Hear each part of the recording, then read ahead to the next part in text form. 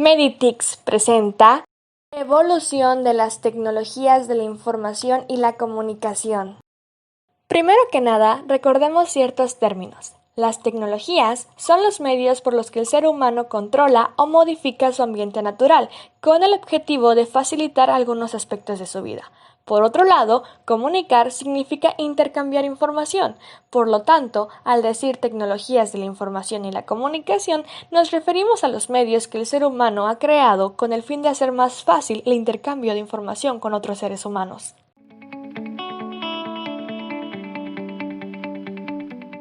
En 1449 se crea la imprenta. Para 1622 comienza a circular el primer periódico impreso. Para 1826 se toma la primera fotografía y en 1833 se envía el primer mensaje telegráfico a una distancia de 1 kilómetro.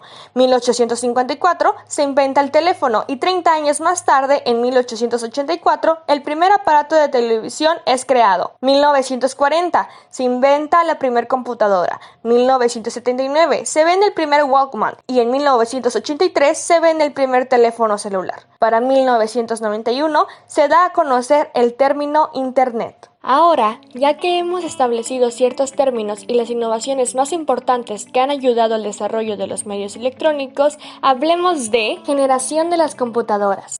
Básicamente, generación de computadoras es un término relacionado con la evolución y adaptación de la tecnología y de la informática, es decir, que cada avance importante como la reducción del tamaño de los elementos, como el aumento de su capacidad y velocidad, se produce un salto generacional. La primera generación de computadoras abarca desde el año 1945 hasta el año 1958 y nace con la ENIAC, también conocida por su traducción al castellano como Computadora Integrador Numérico Electrónico, proyectada para fines militares de los Estados Unidos en la Universidad de Pensilvania. Era la primera computadora digital electrónica en gran escala y era 1000 veces más rápida que cualquier máquina anterior. Sucesores de la ENIAC fueron EDVAC, EDSAC y Leo. Con la segunda generación surgen las computadoras con transistores en los años 50, pesando 150 kilogramos y con mayor capacidad de proceso, velocidad y muchas otras ventajas con respecto a sus antecesores valvulares. Ejemplos de las primeras computadoras a transistores son el IBM 1401 y el Xerox B200. Esta generación es de la década de los 60, con la introducción de los circuitos integrados, los cuales podían almacenar millones de números.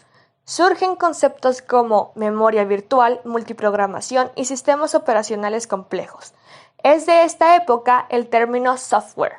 Ejemplos de esta época son el IBM 360 y el Xerox B3500. La denominada cuarta generación, a partir de 1971, es el producto de la microminiaturización de los circuitos electrónicos. El tamaño reducido del microprocesador de chips hizo posible la creación de las computadoras personales. En este periodo surgió también el procesamiento distribuido, el disco óptico y la gran difusión del microcomputador, que pasó a ser utilizado para procesamientos de texto, cálculos auxiliados, etc. Una de las principales características de esta generación es la simplificación y miniaturización del ordenador, además de mejor desempeño y mayor capacidad de almacenamiento, todo eso con los precios cada vez más accesibles. La sexta generación se podría llamar la era de las computadoras inteligentes, basadas en redes neuronales artificiales o cerebros artificiales. Por el momento, las únicas novedades han sido el uso de procesadores en paralelo y la incorporación de chips de procesadores especializados en tareas de video y sonido. La llegada de la séptima generación de computadoras podemos situarla a partir de 1999, que es el momento aproximado en el cual comienzan a popularizarse las pantallas planas de tipo LCD.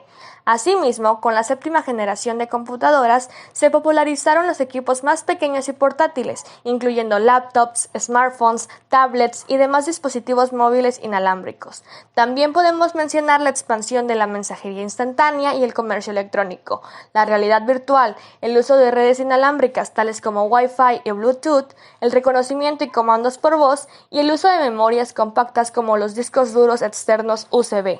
Finalmente, la última generación de computadoras, la octava generación.